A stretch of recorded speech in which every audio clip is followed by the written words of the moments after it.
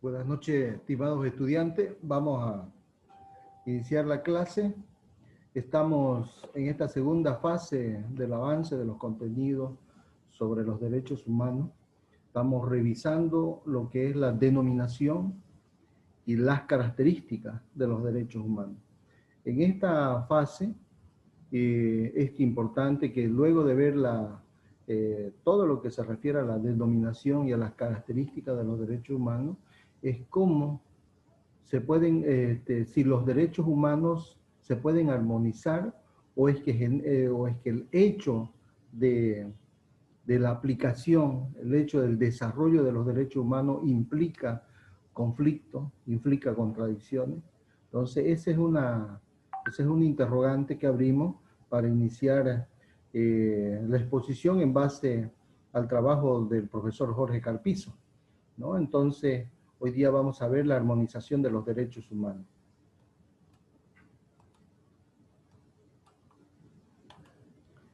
Una cuestión discutida en sí entre los derechos humanos es si los derechos humanos entran en conflicto o pueden entrar en contradicción.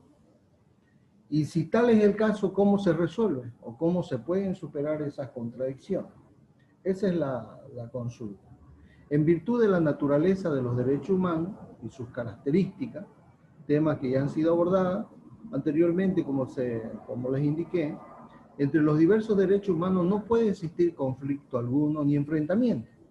Esa es la idea central.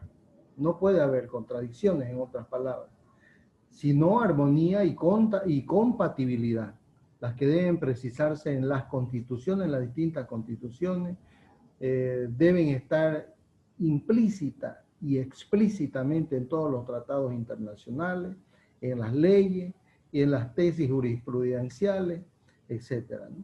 Entonces siempre hay que buscar, ¿no?, en otras palabras, esa armonía o esa compatibilidad.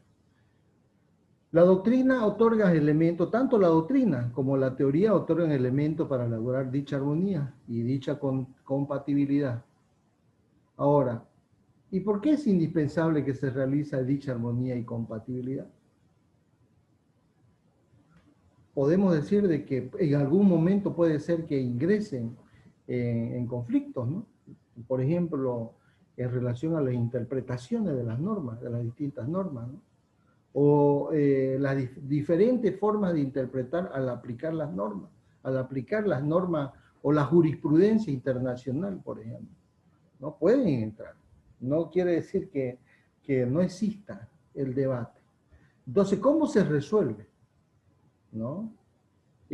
¿Por qué es necesario resolver esta conflictualidad si es que lo hubiera? ¿Por qué es necesario, en otras palabras, armonizar las normas? Por una razón sencilla, pero extraordinariamente importante. Para no vulnerar, fíjense, o infringir o anular los derechos y libertades de otras u otras personas. El hecho de la aplicación de un derecho humano no implica vulnerar el derecho de otro, ¿no? O no puede ser que se sacrifique el derecho de otro o de otros por tener que respetar, ¿no?, los derechos de uno. Porque los derechos y libertades son para todas y de todas, para y de cada persona y ser humano. Fíjense, aquí hay un adagio muy conocido popularmente, ¿no? O sea, tus derechos se terminan cuando empiezan los de los otros. O sea, a título de respetar tus derechos no podés estropear a otras personas, no podés estropear los derechos de otra persona. Entonces, fíjense, la norma es sabia. Los principios de la norma son sabios. Entonces se busca una armonización. Y más adelante el profesor Carpizo da un ejemplo extraordinario en base también a la doctrina de otro profesor, ¿no? Fíjense, es la idea que Manuel Kant, un filósofo, ¿no?, muy conocido, expresó al manifestar que la libertad de cada uno no debe ser restringida más allá de lo que es necesario para asegurar una libertad igual a todos. ¿no? Entonces, la libertad, o sea, tus derechos, en otras palabras, ¿no?, están relacionados con los derechos de otros. Es muy importante, no solamente en términos de la reflexión, sino en términos de la legislación. Fíjense que estamos aprendiendo nosotros el derecho. Entonces, qué tan importante no es solamente el análisis, sino la forma de aplicación, no tanto en términos de nuestra formación profesional como también en términos de nuestra actividad. Entonces, que muchas veces creemos, por ejemplo, ¿cuál es el sentido común? El sentido común es que yo exijo que me respeten mi derecho. Pero nunca me fijo el derecho de los otros. Y muchas veces no me importa el derecho de los otros. No me importa si lo estropeo al otro. ¿No? Pero la cuestión es que mi derecho esté por encima de cualquiera. Entonces, fíjense, eso no dice la doctrina. Y es ahí donde necesitamos no solamente la reflexión académica, ¿no?, sino la reflexión de la jurisprudencia, de los elementos contundentes que existen en el derecho. Entonces, fíjense ustedes, sobre la base de Immanuel Kant y sobre la base también de Karl Popper, fíjense otro filósofo, dice, en otras palabras, es el mismo pensamiento de Popper al afirmar que la paradoja de la libertad ilimitada es que ella conduce a la dominación del más fuerte. ¿Qué es lo que pasa cuando no existen restricciones? Viene el dominio del más fuerte. Entonces, fíjense, estas ideas están incorporadas en todos los textos legales. Por ejemplo, en el artículo 32.2 de la Convención Americana sobre Derechos Humanos dice, los derechos de cada persona están limitados por los derechos de los demás. Esto es claro. Tus derechos concluyen cuando empiezan los del otro, por la seguridad de todos y por las justas exigencias del bien común en una sociedad democrática. Fíjense, está clarito. El criterio de armonía, el criterio de proporcionalidad, ¿no?, del derecho. Se debe precisar que la tesis de la armonía o armonización de los derechos humanos no es universalmente admitida. Por supuesto, era lo que le decía al comienzo. La realidad puede ser otra, ¿no? La realidad, y en distintos contextos, en distintos estados, en distintas legislaciones, es otra, ¿no? Entonces, fíjense, muchas veces, a nombre de títulos de los derechos humanos, se vulneran derechos de otros o de otros, ¿no? Entonces, aquí estamos viendo que no hay una armonización. No obstante, dice, si se examinan con cuidado los pensamientos de autores que hablan de colisiones, de choques, conflictos o enfrentamiento entre ellos, veremos que pareciera que algunos tímidamente se van acercando a la idea de su necesaria armonización o delimitación de unos con los otros. Esta es la tesis del profesor Carpizo, muy interesante su lectura, ¿no? Por eso es que pedagógicamente nos permite comprender, ¿no? O sea, fíjense, él no está haciendo una afirmación contraria a la realidad. La realidad puede existir de que no hay, o puede ser que algunos derechos estén por encima de otros jerárquicamente, o que algún juez pueda decidir a favor de repente de que se aplique un derecho por encima de otro derecho, ¿no? Pero fíjense ustedes qué es lo que nos enseña la pedagogía jurídica, que tenemos que armonizar, porque no pueden haber derechos jerárquicamente por encima de otros, salvo los excepcionales, ¿no? O los básicos elementales que vamos a ver, o superiores, como le llaman, como el caso del derecho a la vida.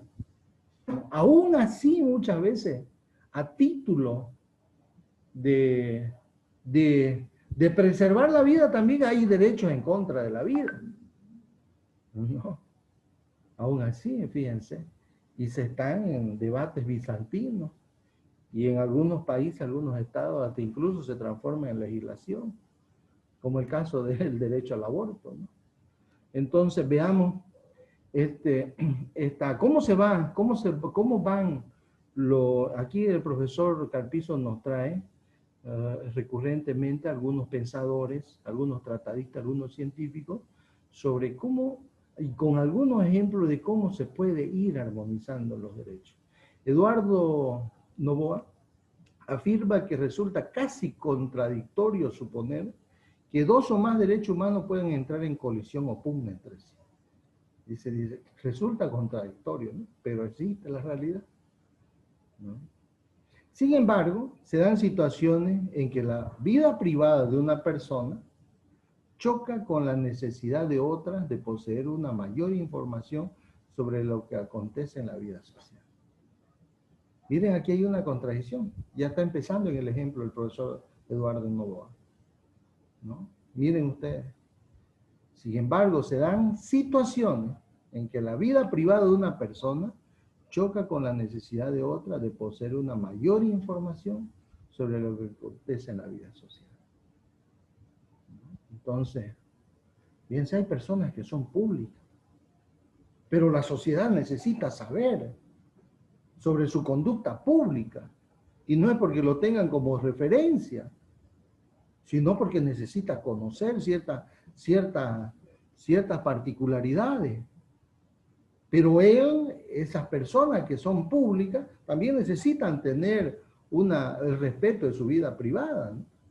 Entonces aquí hay contradicciones. Aquí hay contradicciones, ¿no? Entonces, fíjense, y no es solamente el tema, de una forma de hacer juicios de valores, ¿no? Sino es temas legales. Haber una persona pública, una autoridad pública, que se pille infragante, que en alguna conducta moralmente cuestionable. Claro, por supuesto que públicamente lo más rápido sería juzgarla, ¿no? Pero aquí lo que va más allá de simplemente juzgar un simple ciudadano, viene aquí la conducta si raya o si está dentro del marco del comportamiento que le exige la conducta pública, ¿no? Entonces, fíjense, vamos a entrar un poco en materia. Es decir, de acuerdo con su pensamiento, se dan casos en los cuales el derecho a la vida privada se presenta como opuesto a la libertad de información, a la cual tiene derecho los demás miembros de la sociedad, ¿no? Entonces, ¿qué es lo que pasaría? ¿Cómo se resolvería en este caso, ¿no? Desde luego, la tesis que se inclinan por las colisiones, o sea, las tesis que están a favor de los conflictos, a los enfrentamientos entre los derechos humanos, encuentran aparentemente un indiscutible ejemplo de ello en la relación que se establece entre el derecho a la vida privada y el derecho a la información. Por supuesto. Vemos aquí en sentido común o de manera rápida vamos a ver que es inevitable la contradicción. Alguno va a decir, no, toda persona tiene derecho a una vida privada, nadie tiene por qué importarle la vida de esa persona o su conducta de esa persona, no.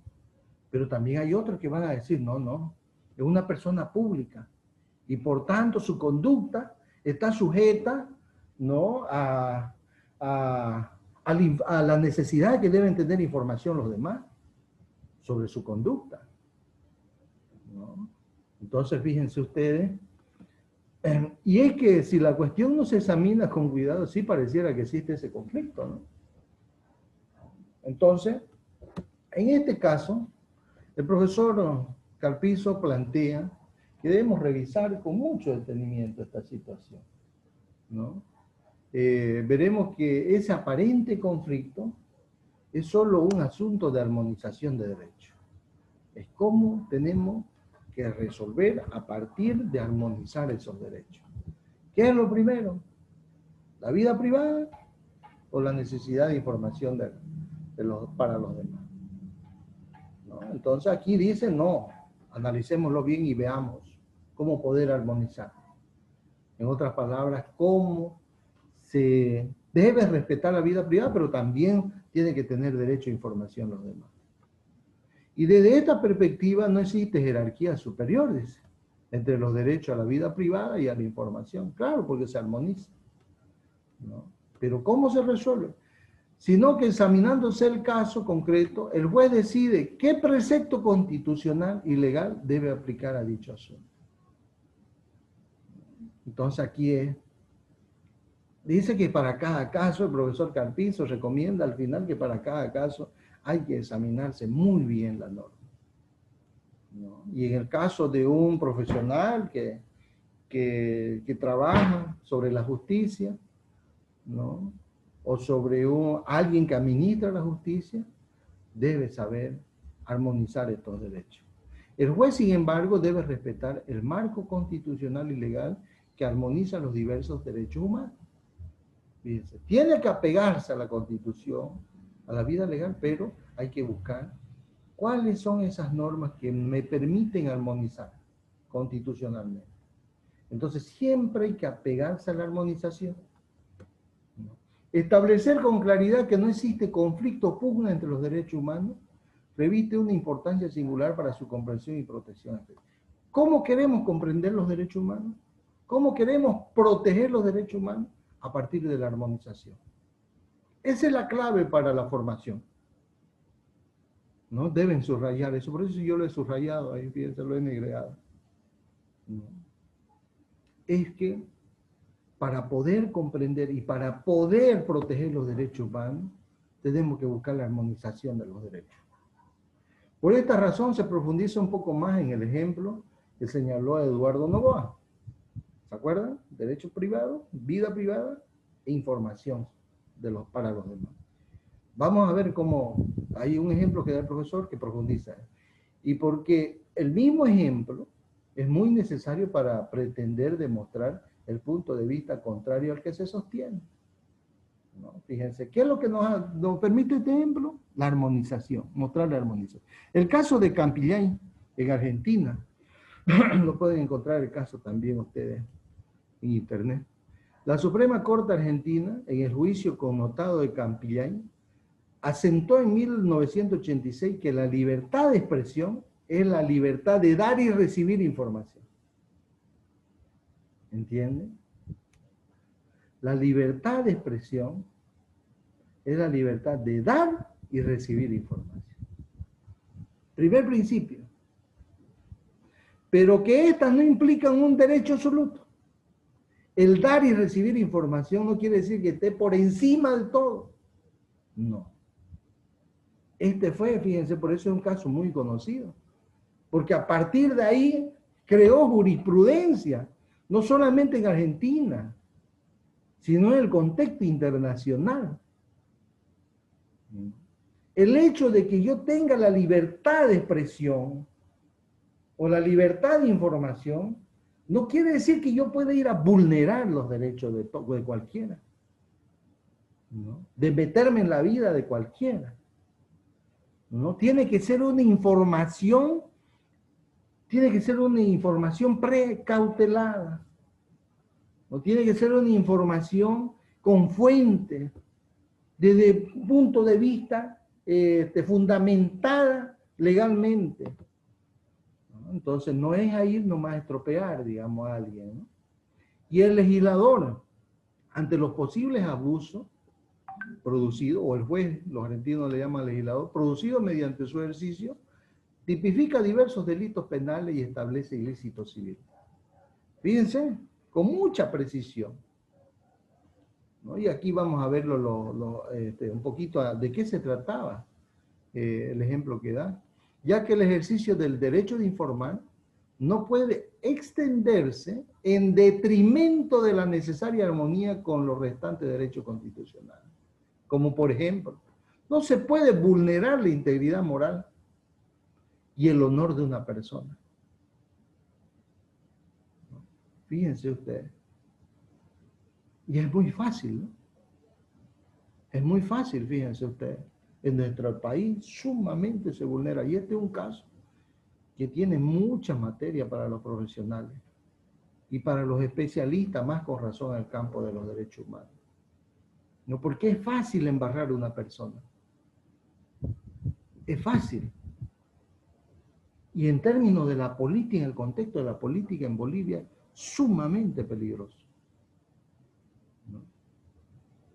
Entonces, por ejemplo, si alguien necesita información, por supuesto, pero eso no te da derecho a que puedas juzgar moralmente o puedas ir a mellar la dignidad y el honor de una persona.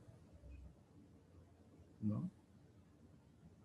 Entonces, por ejemplo, un funcionario público le puede exigir información y si no te la da, no le podés decir que es un pícaro, que es un maleante. ¿No? Entonces, fíjense, porque hay estos derechos que protegen.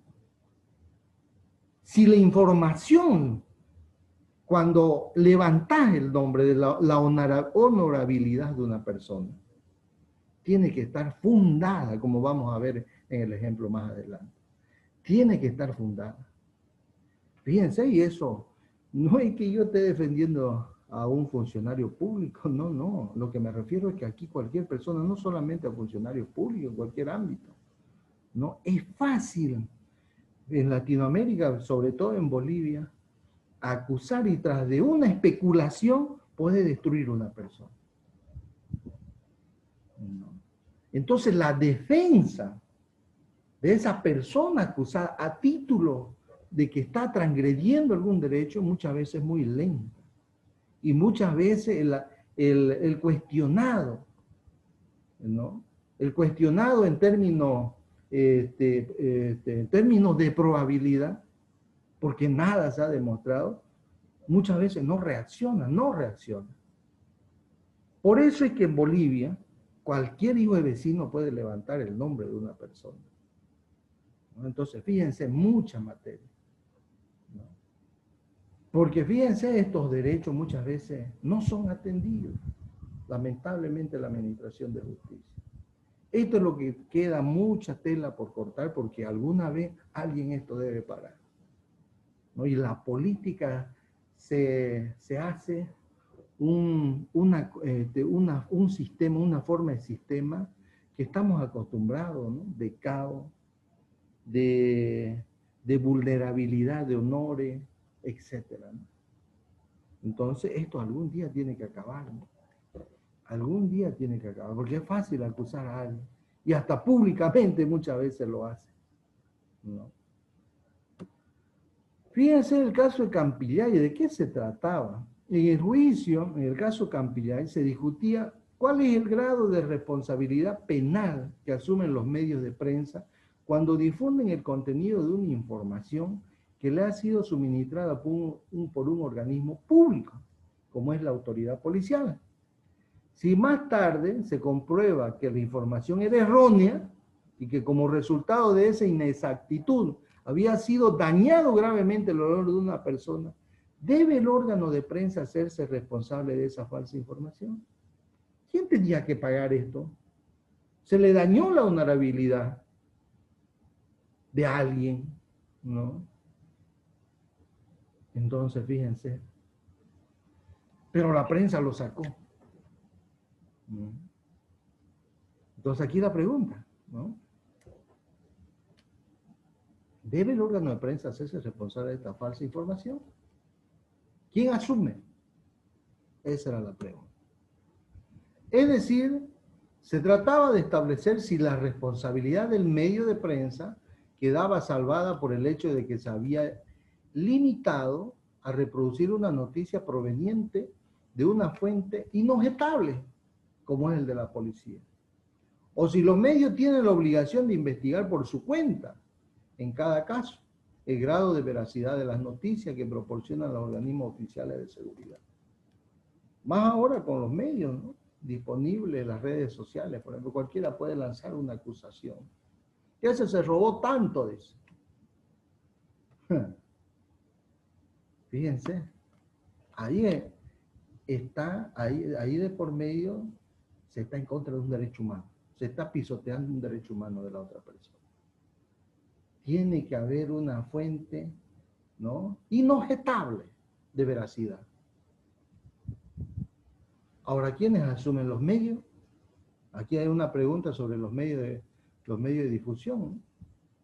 Pero en el caso de las redes, por ejemplo, donde cualquiera puede lanzar cualquier basura, ¿quién asume? En el caso Campillay, fíjense qué dictó la Corte. Dio un fallo que tuvo especial significación, pues adoptó una doctrina que permitió resolver con solidez y racionalidad el espinoso problema. En efecto, el máximo tribunal determinó en esa oportunidad que los medios de prensa deben ser eximidos de responsabilidad penal cuando en las redacciones de sus informaciones periodísticas apliquen alguna de las 3 reglas siguientes. Cuando se menciona e individualiza la fuente de la cual fue extraída la información. Antes de hacer una acusación o sacar una noticia donde se acusa a alguien, cite la fuente.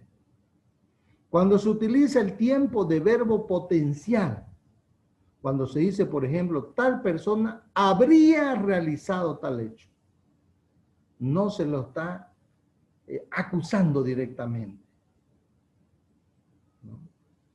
Se le da el espacio, ¿no? de la necesidad de investigar. Entonces ahí no está poniendo en duda a la persona, sino que puede haber una probabilidad, ¿no? O tal persona sería el autor de tal o cual delito, ¿no? Tal persona sería el autor, no es, fíjense. ¿Cuál es el verbo? Sería, ¿no? Habría, no dice realizó, ¿no? Entonces, y C, cuando se da la noticia dejando en reserva la identidad de las personas afectadas, cuando no cita la identidad. Es decir, cuando se describe el hecho, pero no se dan los nombres de las personas involucradas. Mayormente, fíjense, a nivel internacional, los medios, si ustedes ven los medios serios, podríamos llamarlo así entre comillas, se preservan la identidad de la persona. Pero fíjense, estos tres aspectos, ¿no? Que están a nivel internacional. Entonces, fíjense, esto no solamente para los medios, le vuelvo a repetir. Yo aquí puedo acusar a cualquier hijo de vecino y nadie me dice nada. Y me campeo todavía por en medio de todo, ¿no? Entonces, fíjense. Eso ahí, quizás la otra vez cuando decían ustedes alguna pregunta, hay muchos derechos que no se hacen cumplir, ¿no? Que la justicia muchas veces los toma como jerarquía y en un menor grado a tales o cuales derechos, ¿no? Que eso no debe pasar, que es lo que se recomienda. En esta sentencia, la tesis de la armonía de los derechos humanos es muy clara y se encuentra dentro de las grandes corrientes del humanismo occidental. ¿Qué es lo que se busca acá? ¿No? En esta sentencia de Campillay es preservar el honor de las personas, ¿no? Entonces, fíjense ustedes, por un lado, no condena al medio de comunicación, ¿no? Pero tampoco lo condena al policía, ¿no? Entonces, fíjense, pero también se ha considerado que la Suprema Corte Argentina en otras resoluciones ha limitado la libertad de prensa para otorgar jerarquía prioritaria al derecho al honor y a la dignidad. Fíjense, ahí es donde el profesor Carpizo dice, bueno, hay que ver cada caso su particularidad. Porque miren, la misma Corte Suprema en otros casos ha dado mayor prevalencia al derecho al honor y al derecho a la dignidad de las personas por encima de la libertad de prensa. El profesor investigador Jorge Carpizo indica que no haría el planteamiento de esa manera. ¿Por qué? Vulnera la esencia de la tesis de la armonización. No puede haber jerarquía. ¿Cuál es la tesis de la armonización? No puede haber jerarquía de los derechos. Entre los derechos humanos no existe jerarquía, con la única excepción de los derechos no derogables. ¿Cuáles son estos? Los derechos supremo, que le llaman también el derecho a la vida, el derecho a la prohibición a la esclavitud y la prohibición de la tortura y tratos inhumanos. Fíjense ustedes. Al margen de eso, no, los derechos no pueden jerarquizarse. Se supone que estos derechos están por encima de todo, ¿no? Lo que acontece, reitera el profesor Carpizo, es que el juez aplica los preceptos constitucionales y legales, incluyendo las limitaciones de estos derechos, ¿no? O sea, los va limitando hasta dónde llegan estos derechos. ¿Qué es una limitación de los derechos? Son aquellas restricciones establecidas por los poderes públicos para el ejercicio de los derechos humanos, que en ningún caso deben suponer rebasar la especificación del contenido de los mismos en función de sus límites estructurales. ¿Qué hace el profesor? Lo limita hasta dónde pueden llegar, ¿no? Hasta dónde se los considera en la jurisprudencia, o en el caso de las constituciones o normas o leyes de cada estado. Al caso concreto, armonizando dos derechos humanos. Fíjense, en este caso específico, el de la vida privada y el de la libertad de expresión o derecho a la información en su acepción actual. ¿Qué hace acá el juez? El juez define exactamente hasta dónde es el derecho a la vida privada. Pero también limita exactamente qué es la libertad de expresión, hasta dónde es la libertad de expresión. Miguel Urabayen sostiene que entre los derechos a la intimidad y a la información hay que encontrar un equilibrio, dice, porque ambos son de esencial y equivalente importancia, pero no ponérsele límite.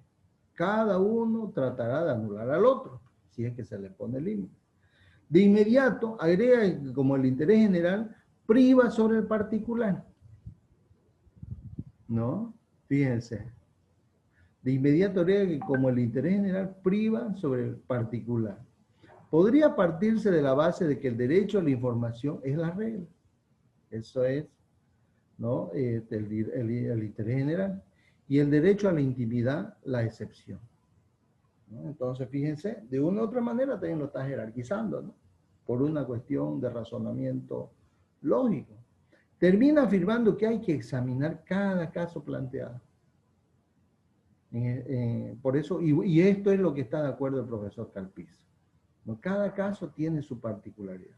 El juez analiza el caso que se ha sometido a su consideración y armoniza las normas aplicadas. ¿Qué quiere decir? Las equilibria en palabras de Urabayen, ¿no?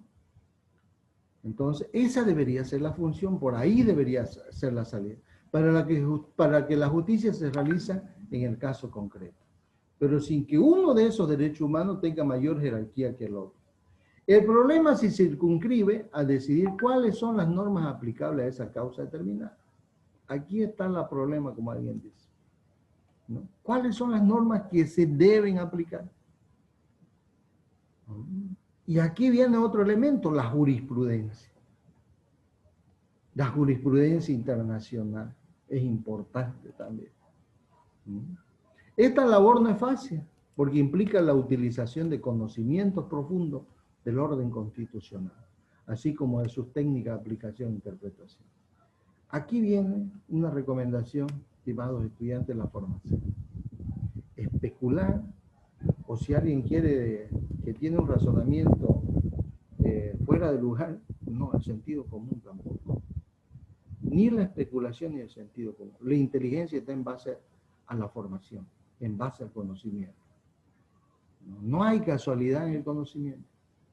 No olviden, no hay casualidad en el conocimiento. Por eso es que se recomienda, no por encima de una labor de un abogado, que esté su formación jurídica. La ciencia jurídica implica investigación, implica formación, implica conocimiento, implica ciencia. Lo demás es una cuestión mecánica, ¿no? Que de eso no se trata nuestra formación. Zagnoni y Biscaro se refieren a los límites internos de la libertad de expresión, la verdad y la actitud del informador hacia la verdad. Pero también se refiere a los límites externos, fíjense. O sea, ¿dónde está la verdad de la información? Pero hay que ver la actitud de quien informa también, ¿no? El establecimiento de adecuados equilibrios si se suscita un conflicto con otro u otros derechos fundamentales. Siempre hay que buscar el equilibrio. Como puede acontecer,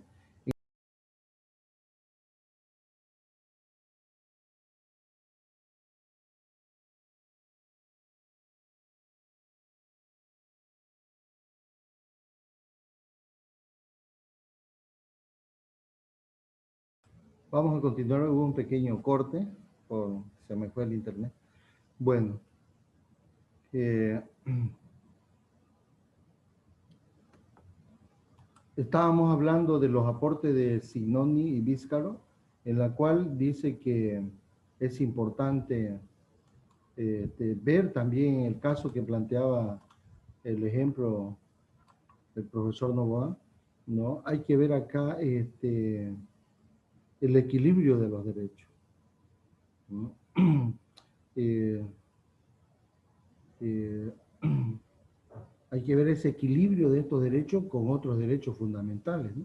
Él decía, como puede acontecer en el caso del derecho a la privacidad o intimidad, que posee igual excelencia y jerarquía formal que aquel. O sea, ambos son importantes, ¿no? Estos autores precisan que los derechos fundamentales no prevalecen uno sobre los otros, como principio a priori. O sea, no hay uno que es a priori que los otros, ¿no? Alonso Gómez Robledo destaca que la protección de la vida privada es igualmente un criterio determinante del carácter democrático de toda la sociedad, ¿no? La vida privada dice que es lo más importante, ¿no? En la vida democrática. O sea que ella es condición y garantía de todo régimen democrático, la vida privada, el respeto a la vida privada. A Gómez le asiste la razón. Los países donde la democracia funciona mejor son aquellos donde existe mayor preocupación por proteger la vida privada. Eso está demostrado, ¿no? Entonces, bueno, aquí estamos hablando de un derecho supremo, ¿no? O fundamental. En contraste, en los regímenes totalitarios a los regímenes democráticos, esta protección casi o de plano desaparece. Recuerde ser la obra de 1984 de George Orwell, ¿no? Este es el peligro real cuando desaparecen o se deteriora la protección a la vida privada, cuando hay totalitarismo. El ser humano pasa a la categoría de cosa. Su dignidad se va deteriorando hasta ser pulverizada. Por ejemplo, como el caso del Holocausto, el mayor y más horrendo crimen de la historia de la humanidad, ¿no? Entonces, ¿de qué serviría la libertad de la información para seres autómatas privados de lo más importante que posee, que es la dignidad humana? ¿Cuál es la reflexión? El equilibrio, ¿no? ¿Dónde está la base? En la capacidad del conocimiento, de la aplicación de las normas. Cada caso es un caso particular, siempre tratando de buscar el equilibrio y la armonía de los derechos. Sobre la base de esta exposición sobre la armonía de los derechos, realizan la 10ª actividad formativa, que vendría a ser un análisis sobre la armonización de normas en 2 casos considerados en la legislación del Estado Plurinacional de Bolivia. Uno, ¿qué establece la jurisprudencia vinculante internacional? O sea, ¿qué me dice la norma internacional en materia de atención a las mujeres víctimas de violencia? ¿Cómo se aplica en la legislación boliviana? ¿Saben por qué he puesto este ejemplo? Porque es increíble, ¿no? Continuamente la violencia, ¿no? Los feminicidios, etcétera. Es inacabable. Y como decía la otra vez un compañero, ¿dónde están los derechos humanos? ¿Qué pasa? Y solamente estamos hablando de los casos que se conocen de forma pública por los medios de comunicación, ¿no? Y otros, ¿no? Entonces, fíjense, sería bueno que analicemos, que hagamos un ejercicio, que ustedes hagan un ejercicio, viendo cuál es la jurisprudencia, si se cumple o no se cumple en materia del derecho, de la administración. ¿Está dentro de la legislación boliviana? Número 2. ¿Con qué elementos jurídicos deben de contarse para poder llevar a cabo la armonización normativa debida en la materia de protección de las personas contra la tortura y otros tratos o penas crueles, inhumanos, desagradables, ¿no? ¿Cómo se pueden armonizar estos derechos? La presentación de la 10ª actividad para el viernes 18 de diciembre, próximo viernes de 2020. Agradezco su atención, jóvenes, y pasamos por la clase invertida del WhatsApp. Espero sus comentarios. Muchísimas gracias.